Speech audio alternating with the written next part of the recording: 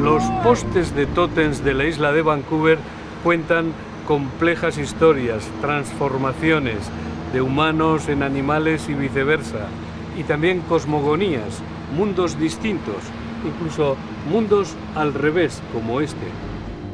Las primeras naciones son los indígenas, tal como prefieren ser llamados en Canadá. En la Columbia Británica hay apenas 4 millones de habitantes en una extensión que viene a ser 2 veces la superficie de España. Pero por otro lado no llegan a 130.000 los miembros de las 5 principales primeras naciones de la Columbia Británica: Haidas, Kwakiutls, Tlingit, Tsimshian y Nushalk. Los tótems son su historia. Este, por ejemplo, de las islas de la Reina Carlota, tiene como blasones la ballena, el halcón y el castor.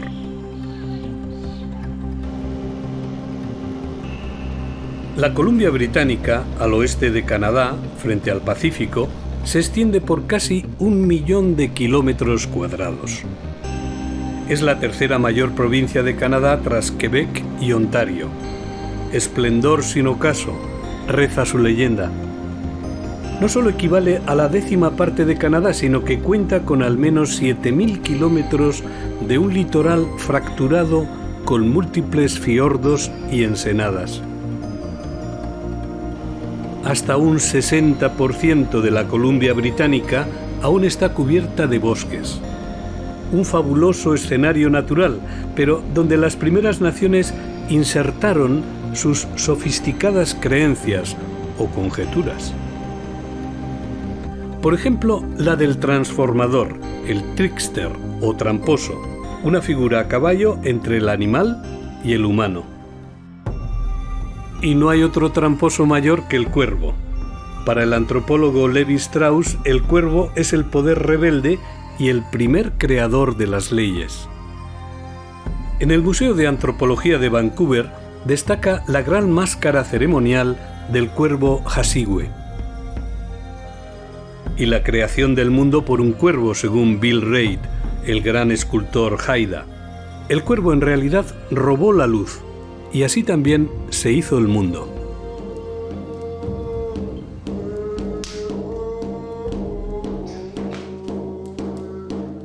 Las historias de las primeras naciones fluyen aún como si el mundo no estuviese cerrado del todo. Esta es la casa comunal de los Stolo, un pequeño grupo indígena en el pueblo de Chirihuaca. Una vez, una niña Stolo preguntó a su madre por qué picaba y molestaba el mosquito. En cambio, el colibrí, que también tiene alas y pico, no pica ni molesta, y tiene bonitos colores. Está claro cuál ha de ser el modelo.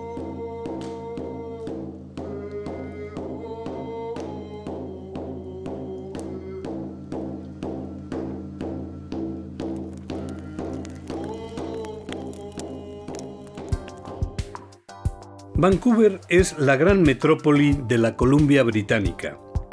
Los Kwakiutl hacían unos rituales de invierno llamados tzitzika. No todo es real, porque para esa primera nación hay una parte onírica en todo o en casi todo, y una belleza que se encuentra en la frontera de lo no evidente.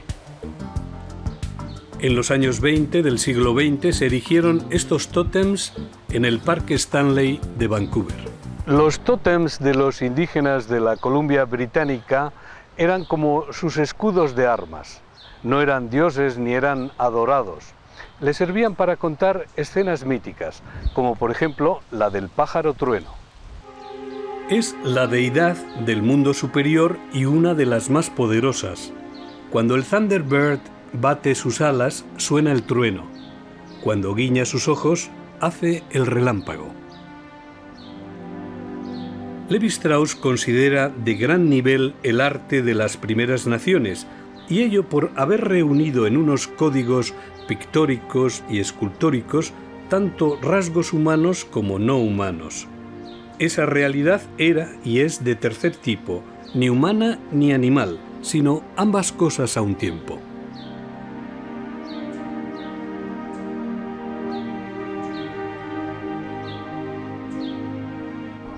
Este es el tótem, el monumento funerario del jefe Skenans de la tribu Haida. Tiene tres elementos diferenciados: la ballena, el oso grizzly y la cabra montesa. Es el único tótem mortuorio de Stanley Park. El original se esculpió en 1858 en las Islas de la Reina Carlota. En 1962 encargaron esta réplica al escultor Haida Bill Ray. Los tótems suelen durar entre 60 y 80 años.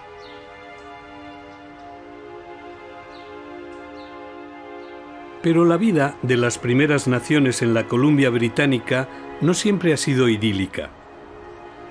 Igual que a los niños aborígenes australianos, a los niños indígenas aquí les separaban también de sus familias. La escuela tribal de Lowell fue una de las famosas, tristemente famosas, residential schools, donde internaban a los niños de los indígenas de la Columbia Británica. Estos internados supusieron un gran impacto contra los indígenas. Se les quería asimilar a toda costa a la sociedad eurocanadiense. No interesaba lo nativo. Un sistema fracasado, pero que duró hasta 1984. Algunas iglesias canadienses han pedido perdón por las residential schools. Una tarde vemos en las afueras de Vancouver cómo vuelven a navegar las viejas canoas de las primeras naciones.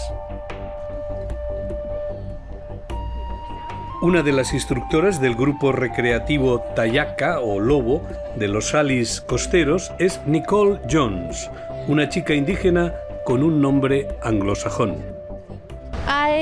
Unfortunately, I don't have a traditional name. I was adopted out of my family, and I grew up out here on the coast, and I have just recently met my biological family, my mother. It's something that you have to earn. You have to prove to your community and your elders, your parents, and you have to prove, what you do, what you're here for in your life. You're living your life in a good way. On the back side of the paddle, here you'll see the ancestral eye. And when we paddle with ancestral eye, we always like it to face behind us. That way, ancestral eye is looking out for our families and our loved ones.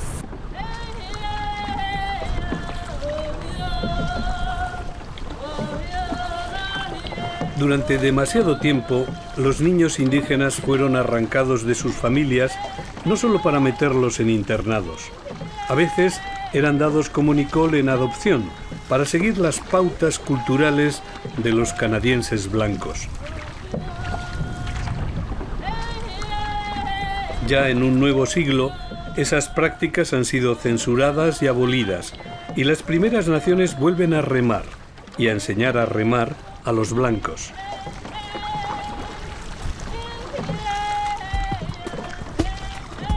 Vamos a Mission, un pueblo casi en la frontera entre la Columbia Británica y el estado de Washington, en el noroeste de los Estados Unidos. Hay un centro cultural de los indígenas Stolo llamado Shaitem, Transformación. Esta es una de las casas típicas de los indígenas Stolo. Tiene una particularidad muy destacada. Por un lado, una entrada a nivel de tierra para las mujeres, para los niños, para los ancianos, y otra entrada por el techo, para los hombres. Se han encontrado evidencias arqueológicas de que el lugar estaba habitado hace 9000 años.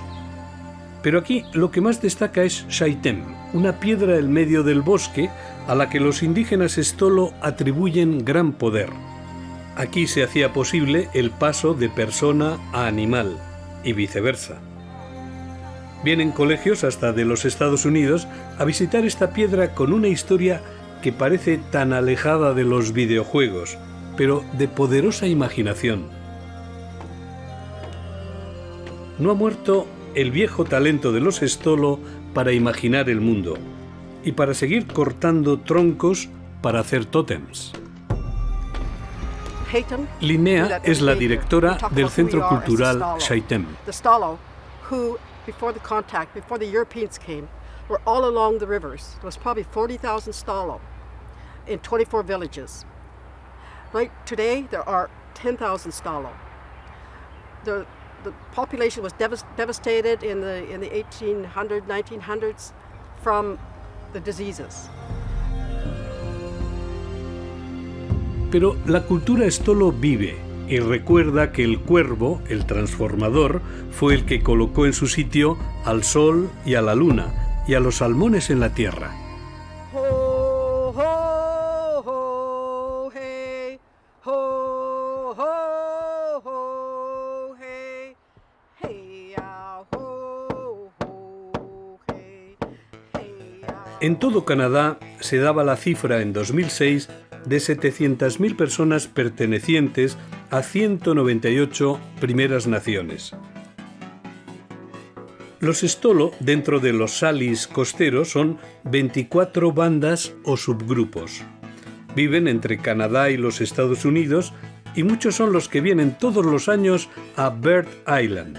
Es una isla fluvial entre los brazos del río Harrison, sagrada para los diversos clanes de Stolo en ambos lados de la frontera. Hoy aquí en la isla Seabird, la isla del pájaro marino, se va a celebrar la gran regata de canoas de los Stolo.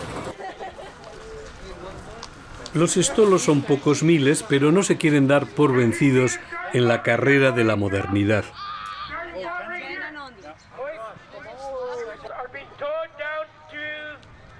Quieren conservar a todo trance sus canoas ligeras, rápidas, talladas en cedro rojo, en un solo tronco, con la maestría de generaciones.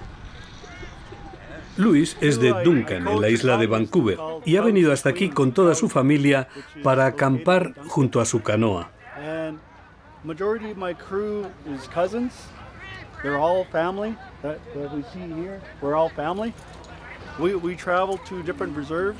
We visit different reserves, we compete in races, we socialize, and we have fun.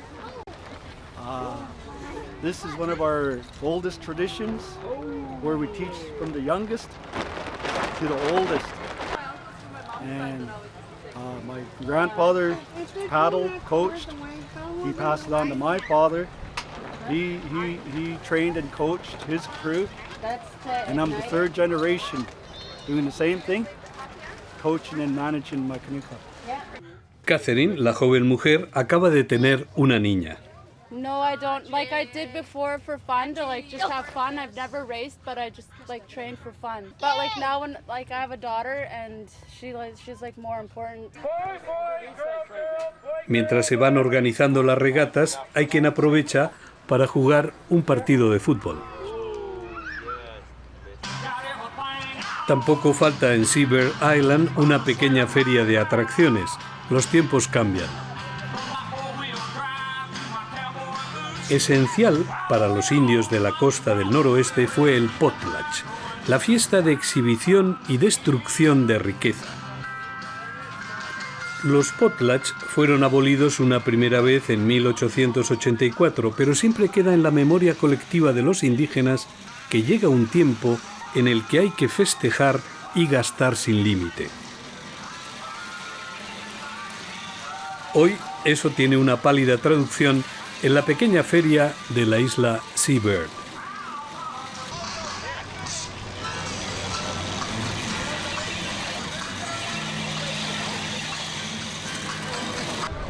En verano hay muchos salmones, pero en primavera, y casi siempre, es el tiempo de los perritos calientes.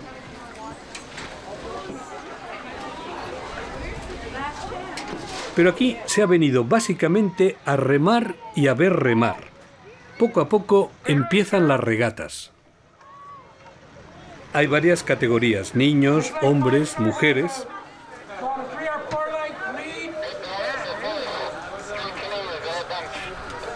Esta canoa de 4 mujeres se ha destacado sobre las otras.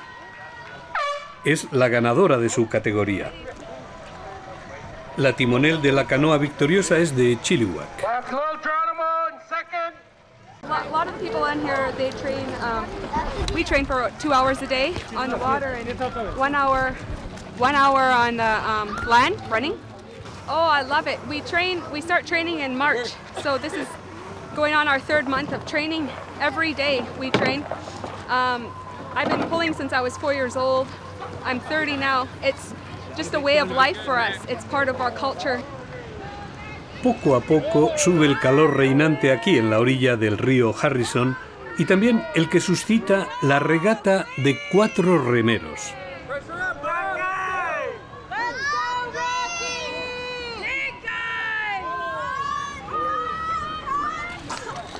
Esta es la canoa ganadora de los Stolo de Chilliwack. It makes the people feel good to carry on, and what you've done in your time. Our old people, the teachers, used to tell us you stand with the best of them.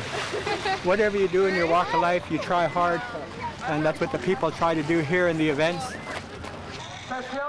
Llega el plato fuerte de la gran regata de la isla del Pájaro Marino.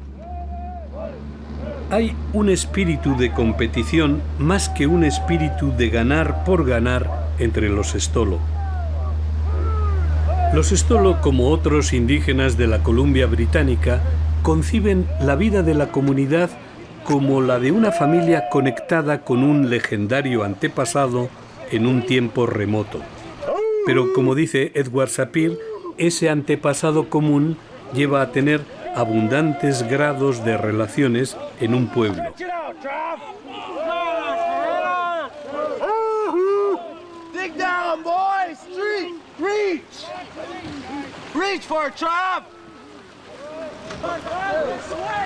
Porque hay un sentido de parentesco muy extendido, aunque no sea obvio. Un hombre mayor puede llamar a un niño su viejo hermano. Todo eso tiene reflejo en multitud de actividades de los Stolo, tanto diarias como extraordinarias, como las regatas.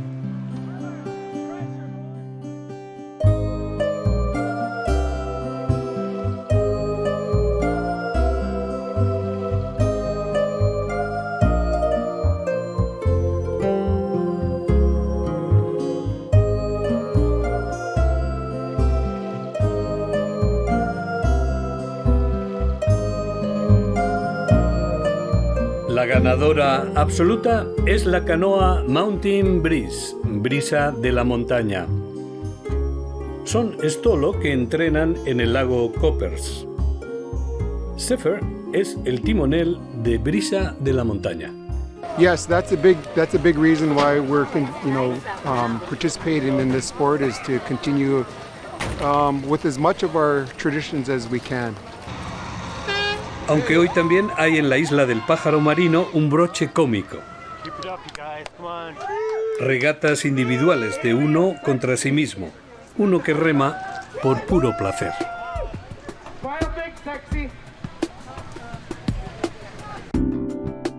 Una mañana de primavera embarcamos en este ferry rumbo a la isla Vancouver, aunque en realidad su primer nombre oficial fue Isla de Quadra y Vancouver, porque ambos navegantes, uno español y otro inglés, coincidieron en estos mares y tierras del noroeste de Canadá en 1792. Pero el verdadero adelantado de España en estas latitudes fue Juan Pérez. En 1774 llegó con la fragata Santiago a esta zona, al norte del estrecho de Juan de Fuca, frontera marina entre Estados Unidos y Canadá.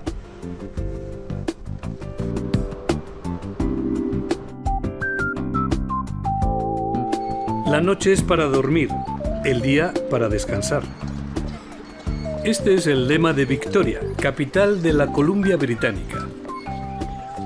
Victoria, con sus 78.000 habitantes, es una ciudad que juega a citar su pasado inglés. Ante el Parlamento tienen en un pedestal a la reina Victoria. Y un gran hotel junto al puerto es el Empress, o Emperatriz. El capitán Cook también es muy celebrado. Cook llegó aquí en marzo de 1778 en el curso de su tercer y último viaje, el que le llevaría hasta Bering. Sin embargo, pasó sobre las estelas que en 1774 y 1775 dejaron los pantoques españoles, como escribió el comandante Amancio Landín. Cook llegó a encontrar en Nootka, en el noroeste de esta isla de Vancouver, 2 cucharas de plata que habían sido robadas a los hombres de Juan Pérez en 1774.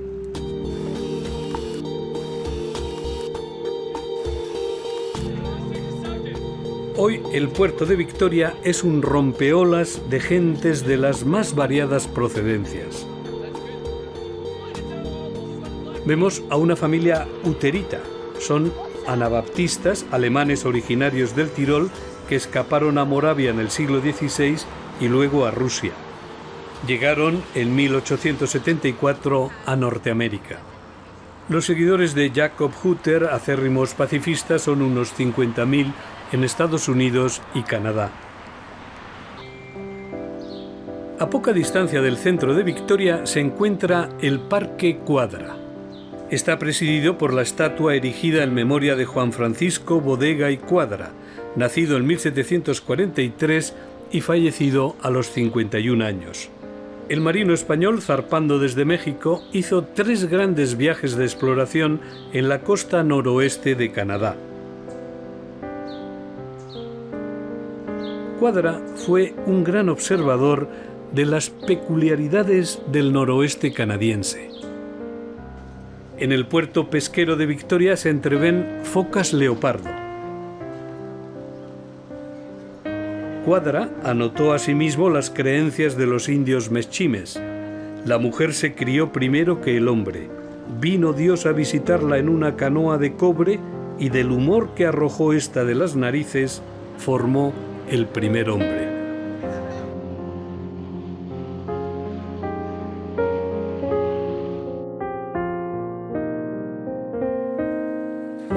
Fue en playas como esta, del oeste de la isla de Vancouver, donde los indígenas Nootka vieron con asombro a los primeros europeos, los españoles. Este lugar concretamente se llama Tofino en honor del hidrógrafo y brigadier de la Armada Española Vicente Tofiño de San Miguel, que lo recorrió en 1792. Los indios que encontraron los españoles en Tofino y más al norte de esta costa eran los Nootkas, aunque en realidad eran y se llaman aún los Nuchanult. Los españoles también se encontraron con otros grupos de atabascanos más al norte. Por ejemplo, los Tlingit fueron descritos por el marino Murel de la Rúa como de color trigueño claro, algunos de un blanco regular, fuertes, de buena estatura. Vestían pieles unidas de nutria, lobos marinos, oso o venado, y a menudo con un sombrero vegetal en forma de embudo.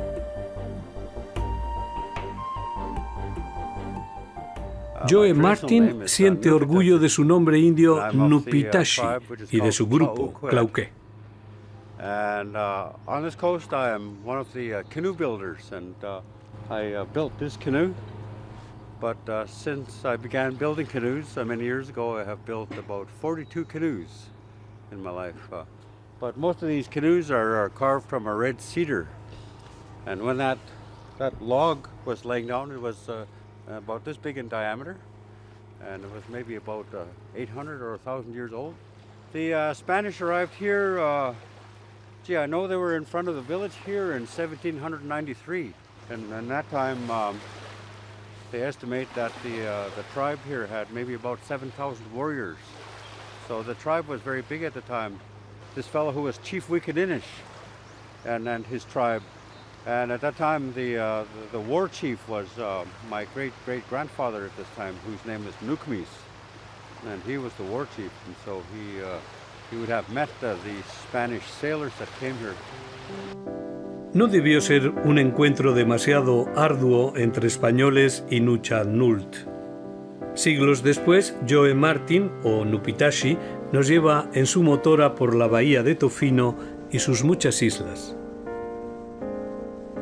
En este lugar que se llama Opitzin, que significa lugar de encuentro, lugar de reunión, es donde se cree que desembarcó Bodega y Cuadra con sus hombres. Como escribe Cuadra en el diario de su viaje de 1779, encontraban canoas de nativos no siempre en buenas condiciones. Recogida esta miserable gente se les dio bayeta, manta y abalorios para que conociesen que sólo la fuerza de la razón nos obligaba a tomar las armas y aún en estos casos andábamos con deseo de su amistad.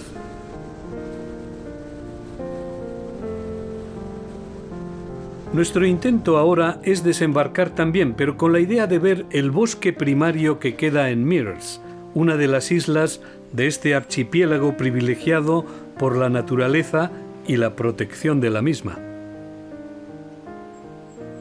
Los españoles se sorprendieron por la abundancia de esta tierra. El mar estaba lleno de ostiones para carne y cal, y las florestas pobladas de elevados árboles que facilitan muy buena madera para construcción. Encontramos aquí un cedro rojo, que es uno de los árboles más espectaculares de la isla Meares. Su circunferencia puede ser en torno a 20 metros. Algunos árboles son culturalmente modificados. Les quitaron planchas o tablones hace 300 años y el árbol siguió creciendo, una forma de buen uso por parte de los indígenas. This tree is quite high. It's probably about 100 feet high, and the cedar trees get very large. The oldest cedar trees get to be about 2,000 years old, and they get very big. Giselle Martin, guía de Mears, ama el bosque y considera al cedro rojo como el árbol de la vida. Los indígenas Nuchanult sacaban todo de él: vestido, casas, canoas, tótems, cunas, ataúdes. Our bentwood boxes, our cradles, our coffins. We have a saying in our language, Hishuk ish tsawak. Everything is one, everything is connected. And everything, all life deserves respect all around it.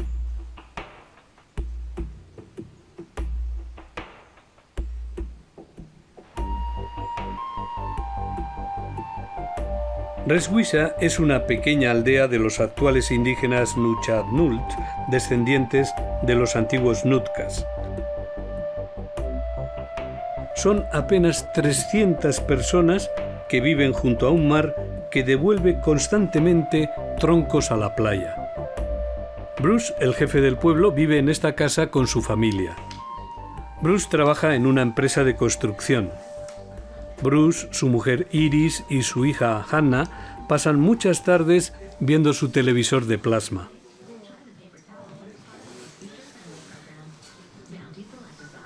Es una casa donde prácticamente solo hay una habitación, pero con buenas vistas al mar. No falta el retrato del abuelo, el padre de Bruce, tiempos antiguos. Ni falta un piano a la última para Hannah.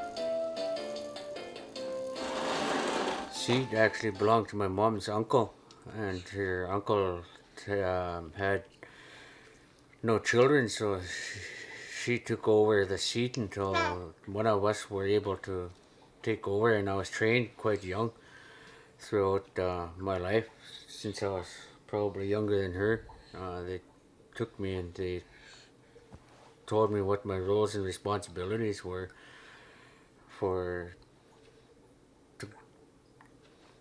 to help and guide our people the way they are to go.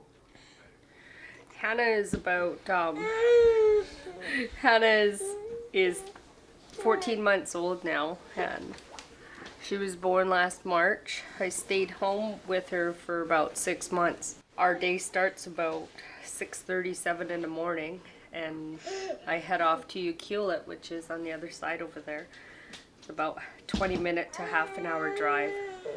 And I'm the manager for the Ucluelet First Nation, which is a neighbor to Tlaloquit. And I get home about 5 or 5:30 from my job, and that's what time BJ usually gets back.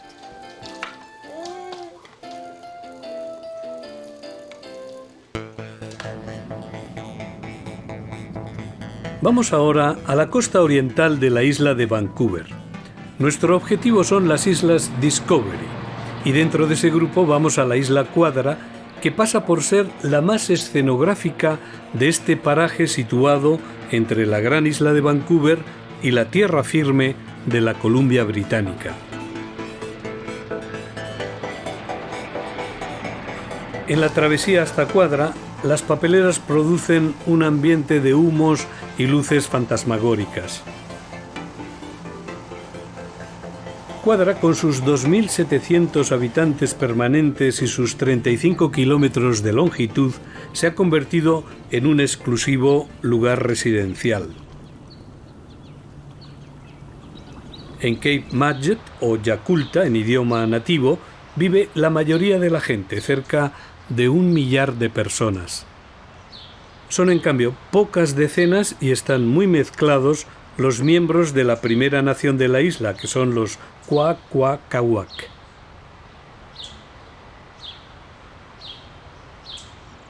My name is Tsochit. Makmak'wakw had 4 sons. Makmak'wakw was the father of our tribe. Way back, long before any sailing ship ever came into this pass.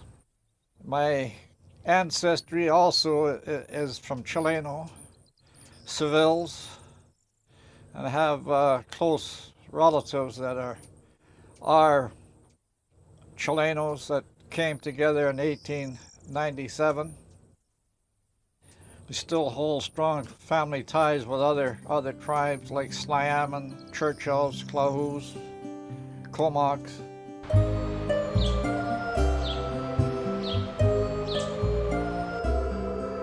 Cormorant Island, isla Cormorán entre Vancouver y la Columbia Británica. La capital isleña, Alert Bay, es famosa por conservar sus tradiciones indígenas. El cementerio de los indígenas Nangis de aquí de Alert Bay presenta esta originalidad, los postes totémicos. Los españoles de Bodega y Quadra apreciaban mucho una suerte de lenguado o rodaballo que tenía vara y media de largo con su respectivo grueso y ancho. Era halibut.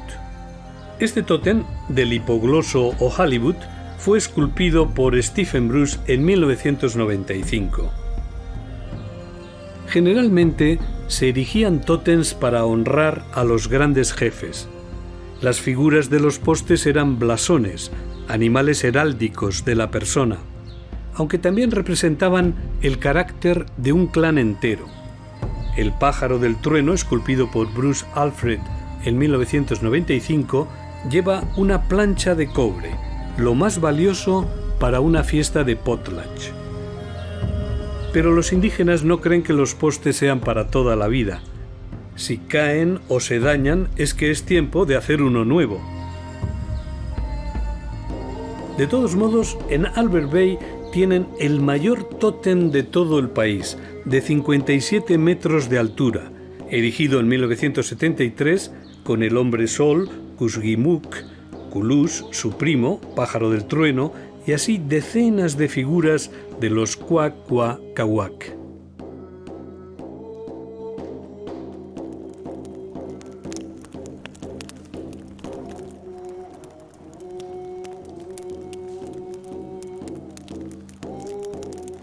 El último tótem erigido en Albert Bay en 2008 es este. Su autor es Cory Bulpit, o Toqueaya, que significa escultor experimentado. A memorial pole for the Haida that died of smallpox in 1862. Yeah, it's a memorial pole for those that died in 1862 from smallpox inflicted by Governor James Douglas and the British Columbia government. El Centro Cultural Umista, que significa rescate, no es solo impresionante por los artefactos indígenas que reúne, sino por su historia. Estas máscaras, tótems y demás usadas en los potlatch de los indígenas fueron secuestradas por el gobierno canadiense y devueltas solo en el año 1980. Para el antropólogo Franz Boas, el potlatch era la manera de adquirir prestigio. Los potlatch, esas peculiares fiestas de exhibición y gasto de riquezas, fueron prohibidas por los británicos y luego por el gobierno canadiense, dado que ese dispendio se volatilizaba en una noche. Arruinaba la economía de la gente y los impuestos del gobierno. Estas planchas de cobre eran la ofrenda ritual y también los billetes de banco para los Kwakwaka'wakw. Las planchas de cobre iban subiendo de valor según las fiestas en que se presentaban y la categoría de los jefes que las usaban en sus transacciones.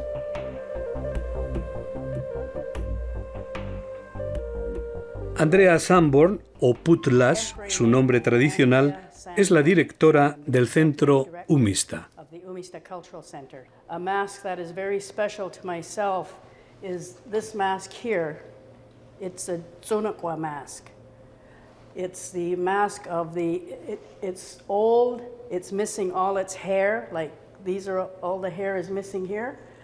It represents the wild woman of the woods, or the wild woman of the forest. We have a counter male part, and his name is Bakwes, and he's the wild man of the forest. This is the wild woman of the forest. And this mask belonged to my grandfather, Price Bruce, and it was confiscated in 1922 by the federal government. Todos estos tesoros han vuelto a sus propietarios en Umista, con todos sus mitos incluidos, como el de la gran canoa. Después del diluvio, una orca salvó al género humano.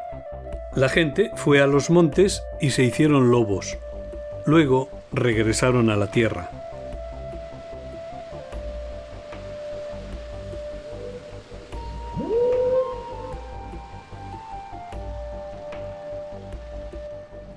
Frente a Aller Bay, en la costa, está Port McNeill. Tiene una población de unos 3.000 habitantes, es decir, mucha soledad y más que nada recuerdos de las primeras naciones.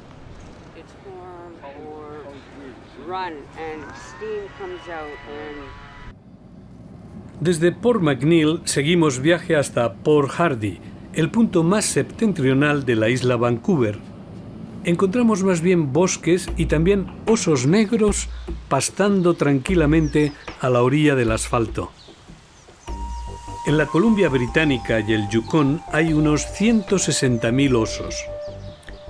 Sin embargo, cada año en la Columbia Británica dan 4.000 licencias para matar osos negros y hasta 350 licencias para matar osos grizzlies.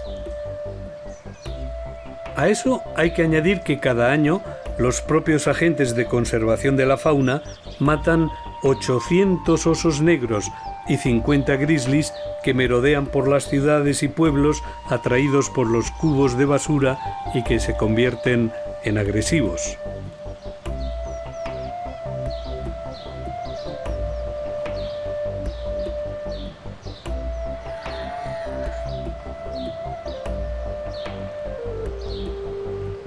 Hacia mayo-junio es su época de apareamiento.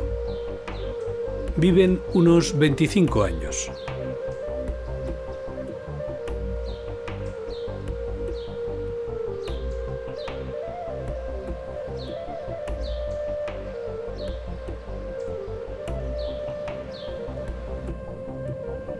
Los Kwakiutl de Fort Rupert integran la primera nación más septentrional de la isla Vancouver. Esta es la casa comunal de los Kwajalein. Los Kwajalein también se distinguieron y se distinguen por sus artes refinadas y por sus tótems.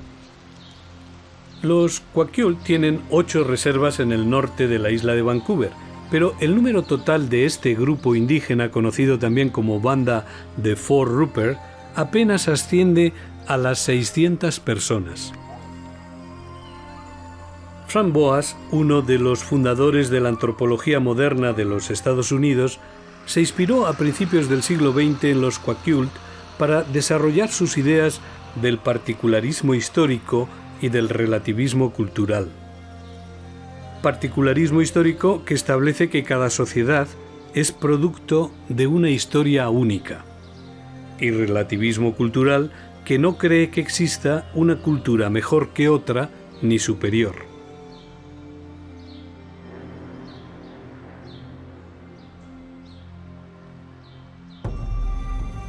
Lo cierto es que en el cementerio de Fort Rupert la cruz y el tótem a veces coexisten, como en la tumba de Alexander Hunt, fallecido en 1998.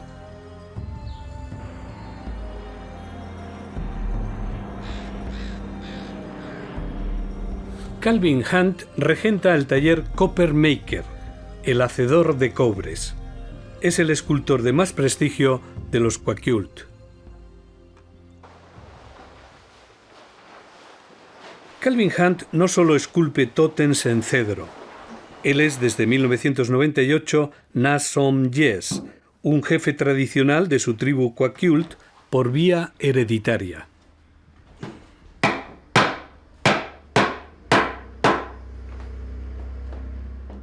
This is a totem pole that I was commissioned to do for a private commission for a gentleman in Ontario. So it's 18 feet. And he had seen a totem pole that I had carved that represented the First Nations of Canada. It's an eagle on the top, standing on top of a chief, and he's wearing a blanket. And he wants salmon on here, so we're going to design salmon on the chief's blanket to be salmon, all designed all the way going onto the back. And on the bottom figure is the bear holding onto a salmon. Calvin, nacido en 1956, viene de una familia de artistas muy renombrada y no solo en Canadá. Su taller Copper Maker, donde trabaja también su sobrino Mervyn Child, tiene la reputación de producir piezas que aunan calidad y sentido étnico.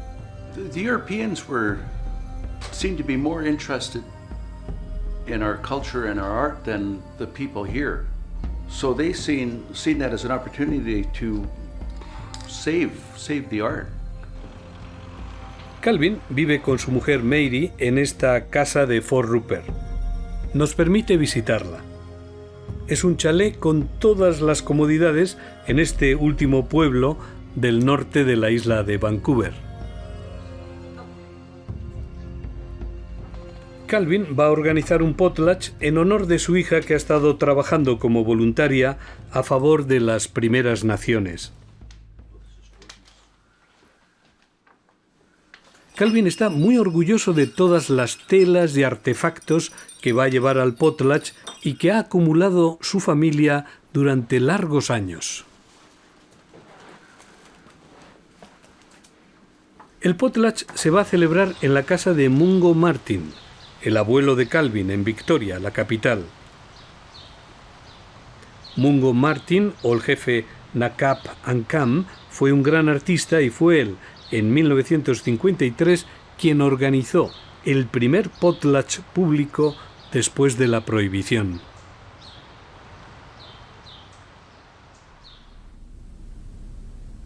Okay, this is a piece that I just finished, the moon. This is called a klasla. And this is a dance that was passed on to my wife. It's called kakusala. And what it is she's going to dance before all the chiefs. It's such a high-ranking dance. Esta diadema con sus pieles de armiño se llevará en el primer baile ritual en torno a la casa de Mungo Martin. These are 2 button blankets and 2 aprons. They are made especially for our 2 sons. This blanket here, blanket and apron, this one is a sea monster, which comes from a Quechino legend of my husband's that has been passed on from his mother. A veces se trata de paños ingleses militares de finales del siglo XIX, guardados celosamente durante muchos potlatch y generaciones. No, I repaired that one. Personally, it shows my love for my children. It helps them on their path to their cultural background, to realize where they're from, who they are, and what their culture means to them. Para no perder el vínculo con el futuro, la familia de Calvin y Mary Hunt vuelven a hacer un potlatch donde la riqueza material será evidente, pero también el baile, las canciones, las leyendas y la distribución de regalos entre los invitados, como siempre ocurrió en la costa del noroeste.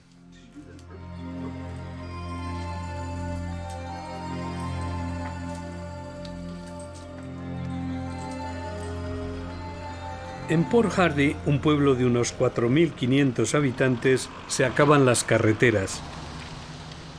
Pero queda el aire para ir aún más al norte de la Columbia Británica, allá donde no hay otras pistas de aterrizaje que las del agua. Vamos a embarcar en las afueras de Port Hardy, en el estuario del río Quatse, en este hidroavión, un Beaver estándar de 1954. Nos dirigimos ahora en este hidroavión desde Port Hardy hasta la ensenada de Smith. Nos espera media hora de vuelo. Desde el norte de la isla de Vancouver, todo el litoral de la Columbia Británica por 400 kilómetros hasta Alaska es una selva ribeteada de ensenadas que, si se estirasen, se alargarían por 7.000 kilómetros. Cruzamos el estrecho de la Reina Carlota para adentrarnos poco a poco en los bosques y montes que esta primavera han de ser, con suerte, la morada de los osos grizzlies recién salidos de la hibernación. Ante nuestros ojos se despliega una zona prácticamente virgen de la Columbia Británica.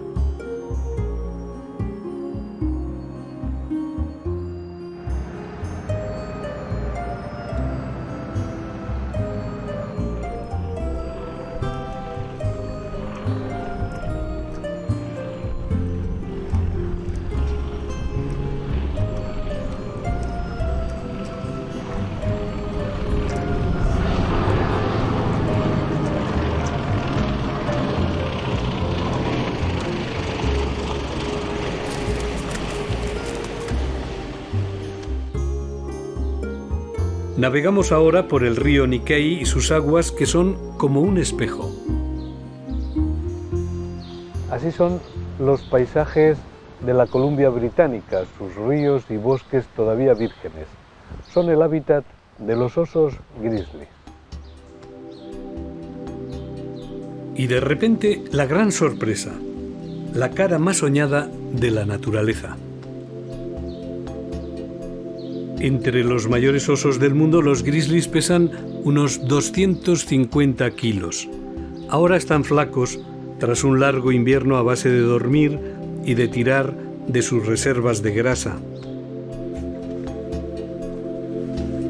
El alimento que encuentran de momento no es muy rico en grasas, que se diga. Los salmones no remontarán los ríos hasta el verano para desovar y morir. Ahora es tiempo de comer vegetales en grandes cantidades: hierba, juncos de Lyngby, angélica y raíces de apio salvaje. Pero usan hasta 50 plantas distintas, incluidos unos bulbos llamados maza del diablo. En un día, los grizzlies pueden comer entre 20 y 30 kilos de vegetales.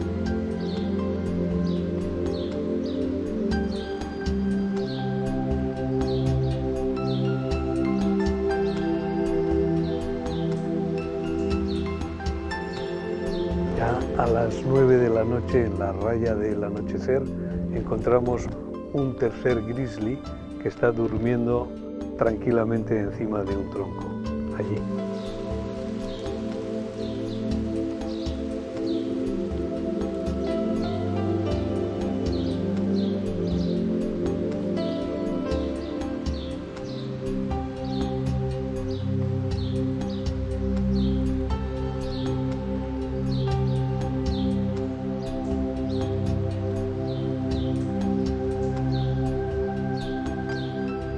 Temprano nos ponemos en marcha de nuevo en busca de osos grizzlies. Son las 7 de la mañana y una densa niebla copa la superficie del río en este nuevo intento por la ensenada Smith para ver osos. Es imperativo conservar los bosques de cedros rojos, abetos sitka y pinos para proteger a los osos. No se puede compaginar la tala de la madera y el oso grizzly, ni siquiera la tala y el salmón, que es la base de la dieta veraniega del oso. A veces, estando aquí tan al norte en Canadá, nos da la impresión de estar en la selva del Amazonas, porque los ríos se deshacen en caños y lo que cambia naturalmente es la vegetación y la fauna, pero no su aspecto misterioso. Por doquier hay plantas epífitas y los árboles hasta en el agua se llenan de barbas y líquenes.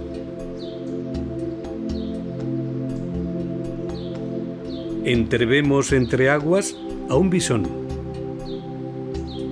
Tampoco faltan aquí ejemplares de osos negros dedicados a pastar en abundancia.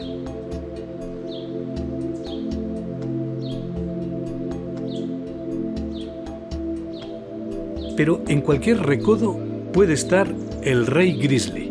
Vemos una osa grizzly pastando en esta orilla del río.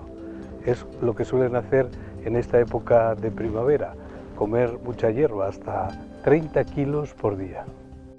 Pero es todo un espectáculo de la naturaleza ver a tan poca distancia una osa grizzly, en este caso, con su gran joroba y su color marrón amielado. Han salido de la hibernación, pero su peso puede oscilar casi entre 150 y 200 kilos. Siempre se recuerda aquí el caso de Timothy Treadwell, que vivió 13 años entre osos grizzlies. Creía saber todo sobre ellos cuando en octubre de 2003 fue devorado él y su novia Annie. Un episodio clamoroso, pero que no ha eliminado el deseo de tener un contacto visual con los grizzlies, los mayores osos del mundo después de los Kodiaks de Alaska. Entre 1.500 y 3.000 osos grizzlies sobreviven entre la ensenada Knight y Alaska. No pueden sobrevivir en islas de vegetación ni en parques fragmentados.